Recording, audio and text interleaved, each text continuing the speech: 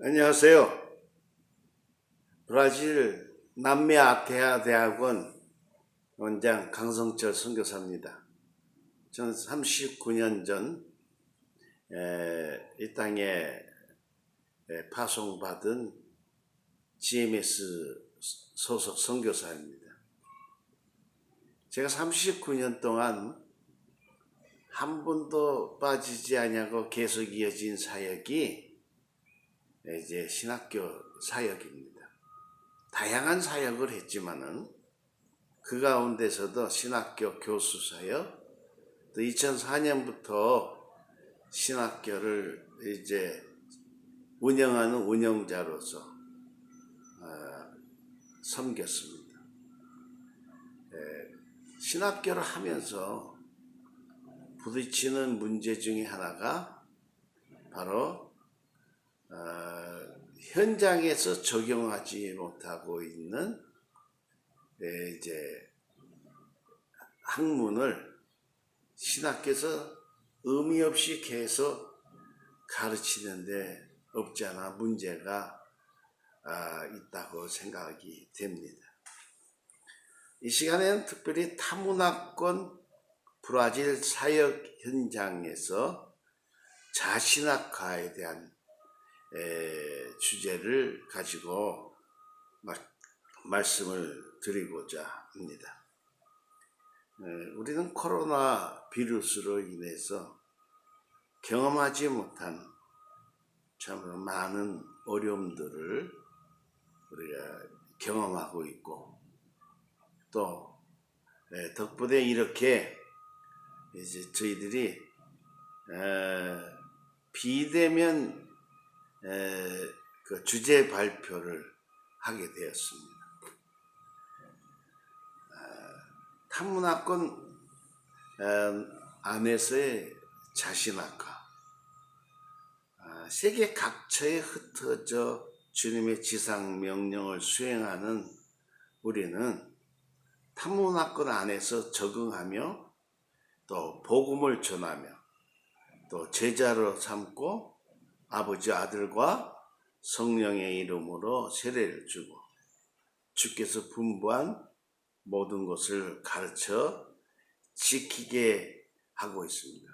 세계 선교, 세계 선교는 구약 성경의 중심 주제이고, 또한 아브라함과 그 자손을 선택한 목적도, 그리고 이스라엘의 흥망성쇠도, 또 시편과 선지자의 중심 주제가 선교입니다. 복음서에도 구약 언약의 성취 선언으로 시작해서 세계 선교가 중심 주제로 이제 강조되고 있습니다. 그리스도의 고난, 부활, 그리고 승천, 재림, 하나님 나라를 이제 전파하며 천하 만민이 이제 그로 말미암아 복을 받을 수 있다는 사실을 선포해야 되죠. 그러면 타문화권 이제 선교 현장에서 자신학화 운동은 성경에서 당위성을 찾아야 하고, 성경의 본질이 훼손되지 않는 범위 내에서 자신학화를 해야 된다고 봅니다. 타문화권 브라질의 그 토양과 문화와 상황에 적합하는 상황화가 한국인 선교 자신학에 참으로 중요한 과제라고 생각합니다. 먼저 라틴 아메리카의 특히 브라질 자신학화를 생각하면서 자신학화 운동을 펼쳤던 몇 사람을 먼저 소개하고, 그리고 우리 한국인 선교사들의 자신학화 운동을 어떻게 펼쳐나갈 것인가를 말씀을 드리고자 합니다. 대표적인 자신학과 학자로서 세 분을 말씀을 드린다면은, 첫째, 해방신학의 이제 아버지라고 불리워지는 페루 출신 구스타포 구티에레스입니다. 둘째는 누앙 알베스로, 이 브라질 독립장로교 출신의 목사예요. 바로 구스타포 구티에레스의 그 주장을 그래서 실천한 학자입니다. 그리고 유명한 레오나르도 보프, 이분도 브라질 콩고르디아에서 출생했는데, 이분의 이제 자신학화 운동에 대해서 잠시 생각을 하고자 합니다. 이들은 해방신학자로 일컬어지지만은 필자는 자신학자라고 자신학화 운동의 측면에서 접근했습니다. 구스타포 구티에레스는 해방신학의 이론적 기초를 마련할 뿐만 아니라 라틴 아메리카의 가난의 문제, 이 가난을 조정하는 불의한 소수들이라고 그는 보았어요. 그리고 사회체제가 그들을 옹호하고 있다고 봤죠. 그러니까 소수의 사람이 부를 독점함으로 인하여서 비참한 사회현상이 일어나고 있다는 거죠. 로마 교회는 이제 이 해방신학자들을 박해했고 이들을 강하게 압박을 했습니다. 근데 그 이유는 사회학적인 이제 분석이 심기를 흐트려 놓은 게 아니라 그들이 자신학화 운동을 펼쳤던, 다시 말하면 가난한 사람의 눈, 가난한 사람의 이제 수준에서 성서를 해석하자, 이렇게 주장했기 때문이죠. 가톨릭의 성서 해석은 오직 교회만이 허용되었는데, 이런 자신학자들이 주장은 용납할 수가 없었던 거죠.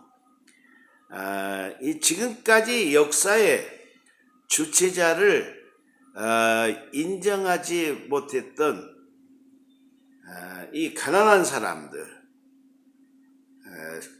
완전히 역사에서 배제됐던 이런 사람들을 이제 주체자로 인식하는 것은 이제 정통성을 가진 가톨릭 교회에서 참으로 그들은 골치 아픈 존재들이었고, 또 어찌든 독보소처럼 번지지 못하도록 억압을 해야 되는 상황이었죠. 그들은 신학적인 질문을 이렇게 했어요.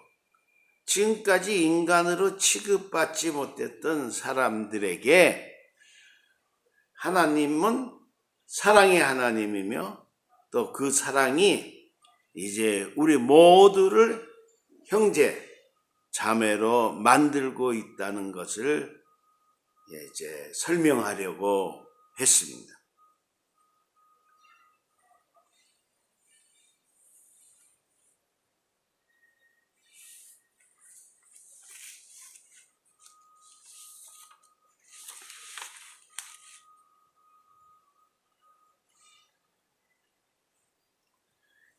구스타포는 구티에레스는 12살 때부터 골수아마라서 자주 침대에 누워 지내야 됐어요. 그래서 12살부터 18까지 휠체어를 사용하는 날이 많았는데, 이후에 한쪽 다리를 저는 이제 장애를 평생 유지했다고 그래요. 오늘 구티에레스는 정신과 의사가 되기 위해서 1947년 페루 산마르코스 이제 국립대 의대에 들어갔지만 학교에서 정치 동아리에 참여하면서 라틴 아메리카의 정치 현실에 눈을 떴어요. 그래서 의학보다는 철학과 신학에 더 이제 관심이 많았기에 곧 신학으로 진로를 바꾸어서 이제 사제 과정을 공부하기 위해서 로마 카톨릭 신학교에 그리고 칠레의 산티아고 신학교에 입학을 했어요. 이후에 그가 유럽으로 유학을 떠나서 벨기에 누벤 카톨릭 대학에서 철학과 심리학에 이어서 또 프랑스 리옹 대학교에서 신학을 공부했어요. 그리고 1959년에 사제로 안수를 받은 후 1년간 교황청 그레고리 대학에서도 수학을 했어요. 그는 해방신학을 그리스도의 새로운 운동으로 제2의 종교 개혁이라고 하면서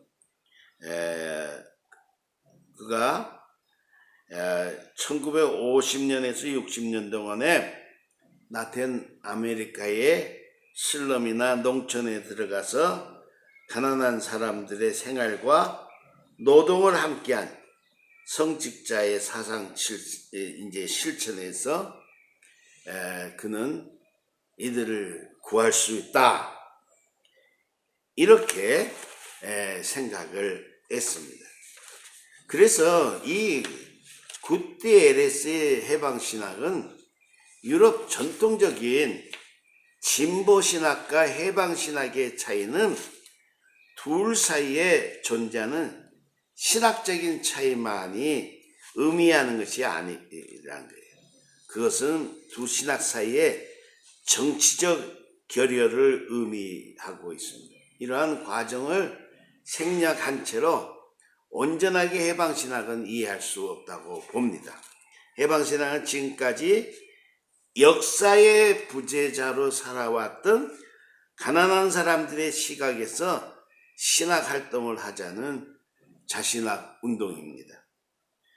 우리 신학적인 질문은 지금까지 인간으로 취급되지 못했던 사람들에게 하나님은 사랑의 하나님이시며 또 그 사랑이 우리 모두를 형제 자매로 만들고 있다는 것을 어떻게 설명하고 선포할 수 있느냐는데 집중하고 있다. 그는 그렇게 이야기했어요. 그러기에 오늘의 신학의 문제는 믿는 사람과 그렇지 않는 사람들 사이가 아니라 억압자와 피억압자 사이에서 발생하고 있음을 볼 수 있어야 한다고 주장을 했어요. 그는 이런 주장을 통해 지금까지 역사의 주체자로 인정을 받지 못했던 가난한 사람들을 역사의 해방의 주체로 인식하는 것이 해방신학의 정체성이고 핵심임을 분명하게 하고 있어요. 두 번째로 소개하고자 하는 사람은 루앙 알베스입니다. 1933년에서 2014년까지 활동한 사람인데 루앙 알베스는 브라질 독립장로교 소속 목사예요. 그는 자신의 박사학위 논문을 통해서 당시 주류 신학의 신학적 언어에 대한 비판을 가하면서 새로운 신학 방법론을 제시했어요. 그는 1970년에 종교 아편인가 해방의 도구인가라는 그 자신의 박사학위 이제 논문을 이제 발표를 했죠. 그리고 신학의 재건 프로그램을 위한 단상이라는 논문에서 신학 언어에 대한 비평을 시작으로 라틴 아메리카 사람들의 새로운 경험들을 분석하면서 이 지역이 경험하고 있는 저개발과 종속의 문제를 진지하게 검토를 했습니다. 루앙 알베스는 이러한 새로운 경험에서 도출한 신학적인 언어를 정치적 인간주의라고 불렀어요. 그는 지금까지 신학 언어는 역사와 반대되거나 혹은 역사를 넘어서는 초월적이며 추상적인 언어를 중심으로 이루어졌지만은 오직 초월의 세계만을 그래서 지향하게 만들었다. 그렇게 지적을 하고 있어요. 비판하죠. 그는 인간의 역사를 초월하는 존재이기 때문에 역사 안에서 새로운 역사를 창조해낼 수 있는 존재다. 그러기에 기독교적 초월성은 미래 창조를 향하고 있고 그런 의미에서 세계 변혁을 위한 부름은 저 너머 세계의 성격이 아니라 역사적인 성격을 띠고 있다고 주장했어요. 그러니까 초월성은 역사의 성격을 지녀야 되고 신학은 최종적으로 인간을 향하여 존재하고 궁극적으로는 이 땅의 변혁 안에서 그의 미래를 형성해야 한다. 그렇게 말했습니다. 그의 신학적인 사유는 당시 브라질 개신교 특히 장로교 내에서 매우 급진적이고 위험하게 여겨졌고 결국은 브라질 장로교 내에서 설교를 금지당했고 목사직을 포기하는 지경까지 이르게 되었어요. 해방신학자로서 그에게 가장 시급하고 우선적인 신학적인 과제는 이 땅 위에서 정의 실현이었어요. 반면에 하나님, 영혼, 그리고 영혼의 세계는 부차적인 관심의 대상이 됐어요. 브라질 장로교 목사로서 새로운 해방신학의 언어를 전파했던 그는 이제 2014년에 이제 세상을 떠나게 됩니다. 세 번째 소개할 분은 레오나르도 보프예요. 그는 1928년에 출생했어요. 레오나르도 보프는 이제 브라질의 꽁구루지아에서 출생했고 1959년 박사학위를 취득한 후 프란치스코 수도에 속합니다. 그는 60권 이상의 저서를 발간했고 미국과 유럽 그리고 라틴 아메리카 여러 대학에서 교수 활동을 했으며 브라질 히오데자네이로 주립대학의 명예 교수입니다. 이 보프 교수는 1984년 교회 카리스마와 권력이라는 저서를 출간한 후 그 내용으로 인해서 이제 바티칸에 불려가 가지고 교리 수호위원회에서 재판을 받는데 수백 년 전에 갈릴레오 갈릴레이가 재판을 받을 당시에 앉았던 그 의자에서 재판을 받았다고 해요. 그는 이 재판에서 1년간 강의와 저술 활동을 금지하는 침묵의 징계를 받았습니다. 그러나 국제 여론에 밀려서 침묵의 징계는 오래가지 못했어요. 그래도 아랑곳하지 않고 교황청은 지속적으로 보프에 대한 탄압을 일삼았고 그 결과 1992년 사제직을 포기하고 말았습니다. 그는 사제직을 던지면서 1992년 6월 28일 세계의 모든 친구들에게 보낸 공개 서한에서 해방의 여정에서 희망을 잃지 않는 동지들에게 보내는 편지, 이런 그 편지에서 내가 전쟁을 그만두는 것이 아니다. 단지 참호를 바꾼 것 뿐이다.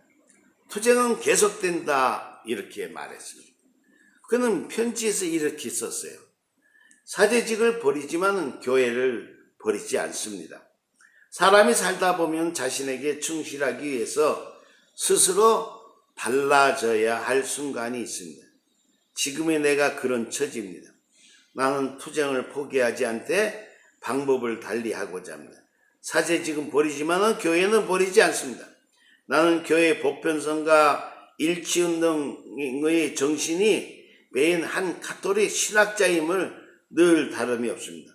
이 정신을 나는 가난한 이들의 시각에서 그들의 가난을 거슬려 또 그들의 해방을 위해서 실행합니다. 우선 내가 나가는 목적을 말씀드리면 그것은 자유를 지키기 위함이요.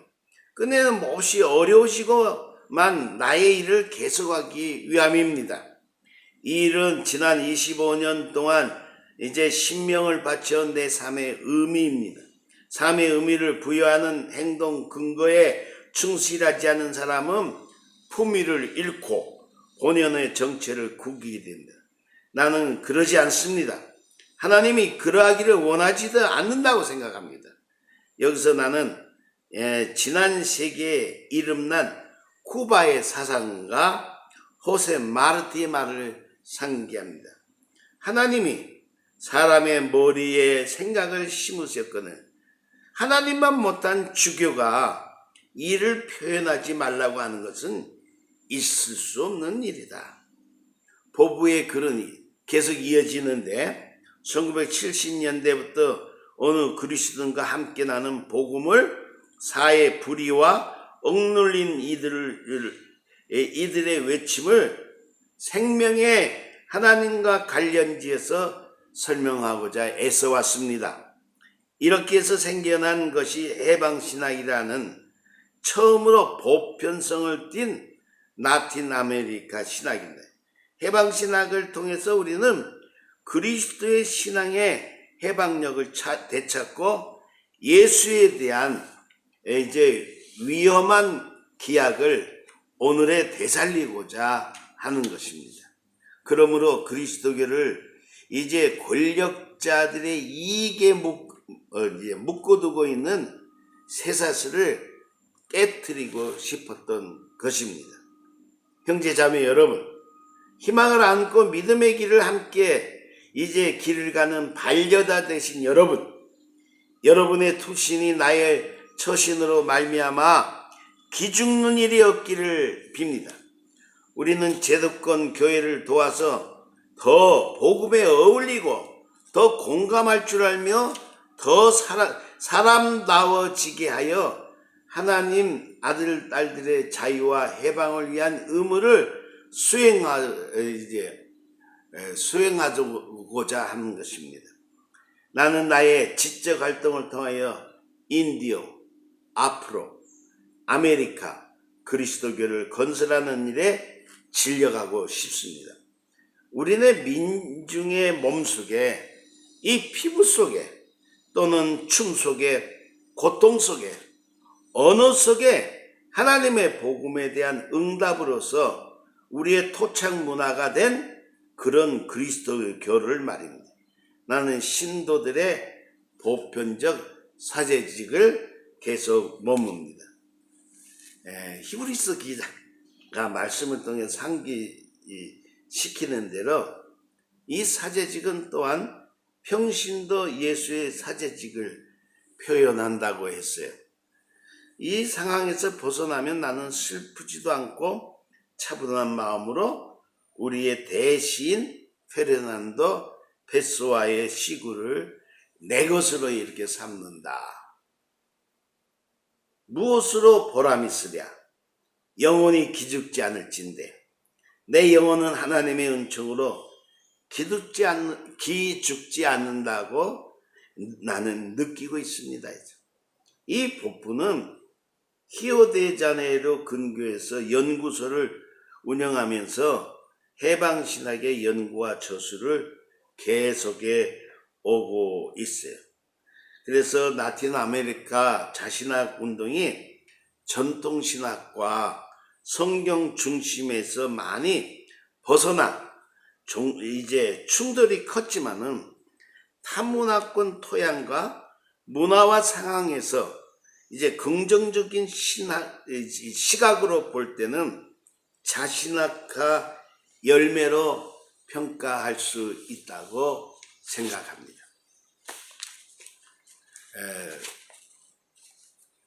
지금까지 해방신학자의 대표적인 주자 세 분의 배경과 그들의 주장에 대해서 함께 생각을 했습니다. 자, 우리 한국인 선교사가 이 라틴 아메리카 타문화권인 브라질에서 이제 살아가는 동안에는 자신학화 운동이 이제 필요하다고 생각합니다. 타문화권 브라질을 비롯한 세계 각지에 나가 선교하는 한국인 이제 선교는 혼합주의나 또는 자민족주의의 신학, 그리고 진보적인 민중신학도 더더욱 아닌 자신학화한 한국인 선교학 정립이 필요하다고 봅니다. 선교지에 필요한 한국인 이제 선교사의 자신학화는 불변의 진리인 성경의 본질을 훼손하지 않는 범위 내에서 선교지 토양과 문화와 상황에 적합하도록 성경을 해석하고 적용하도록 성경적인 교재와 찬양지, 그 밖에 이제 성경의 교육 자료를 선교지 상황에 맞게끔 자신학화, 자선교화하는 것이 필요하다고 봅니다. 자신학화와 자선교학의 핵심은 성경적인 계시에 대해서 신실성과 상황적 이제 적합성을 유지하면서 예수 중심적, 성경 중심적인 통합적인 이제 자선교적, 다시 말하면 토착 신학이 바람직하다고 봅니다. 세계 선교의 도구로서 이제 자신학화가 역할을 해야 됩니다. 자신학화와 자선교학의 핵심 원칙은 성경의 계시에서 신실성과 상황적인 적합성을 유지하면서 예수 중심적이고 통합적인 토착신학이 바람직하다고 봅니다. 그동안 한국을 비롯한 세계 선교지에 그냥 서구신학이 그대로 이식이 되어서 토착문화와 정서에 충돌을 가져와 복음 전파에 방해가 되었고, 한국 선교는 교파 확장적인 선교지 교회 설립이 주된 사역으로 이제 한국의 교회 이름이 선교지에 뻗어시 그 이름을 쓰고 한국적인 그런 교회의 의식, 교회의 문화, 그리고 맞지 아니하는 이제 한국적인 예배 형식을 가지고 브라질의 복음을 전파하려고 한 것을 볼 수가 있습니다. 선교지 교회 설립이 주된 사역으로 추진하다 보니까 큰 문제점이 등장되었어요. 이제 자신학과 자선교학은 현지 교회와 함께 토착적이며 자율적이고 선교적인 교회를 세우기에 힘써야 한다고 봅니다. 선교의 주체이신 하나님께서 계속하여 우리 한국 선교사를 선교의 도구로 삼으시도록 겸손한 종으로서 그분의 복음 사역에 도구가 되어야 된다고 봅니다. 그러려면은 먼저 브라질 이제 문화를 이해해야 돼요. 브라질 자신학화 및 자성교와 정립에 앞서서 브라질 사람과 브라질 문화를 먼저 이해함으로 가능하다고 봅니다.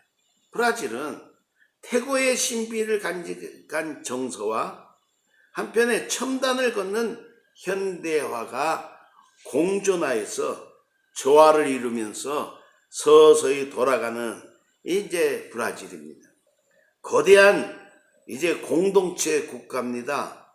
평화, 화학, 진보, 인권, 질서라는 이상을 추구하는 이면에 폭력, 갈등, 태보, 탄압, 무질서의 모습이 대조적으로 존재하는 브라질 국가 공동체입니다.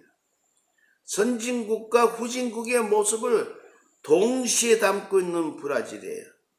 그리고 인종차별은 없으나 계층의식이 뚜렷한 아미고의 나라 브라질 국가 공동체입니다. 상류층의 시민들의 삶은 유럽이나 북미 선진국의 부유한 삶을 누리고 있으나 그에 비해서 이제 최하층의 증민들은 아프리카 난민들을 연상할 수 있어요. 비참하게 살고 있습니다. 또 브라질 사람과 브라질 교회를 이해하기 위해서는 브라질에 존재하는 다양한 문화와 종교 그리고 이들이 서로 영향을 주고받으며 이루고 있는 다양성 속에 통합을 염두에 두어야 된다고 봅니다. 중남미, 이 브라질을 정복하기 시작한 그 당시에 벌써 이곳에는 잉카 문명, 마야 문명, 이즈벡 문명 외에 500여 개의 다른 언어와 그리고 종교, 문화들의 그 역사가 존재하고 있었다는 사실을 우리는 기억해야 됩니다. 여기에 침략국인 포르투갈, 스페인, 프랑스, 영국, 네덜란드 등의 유럽의 문화와 종교가 이제 와서 자리를 잡았죠.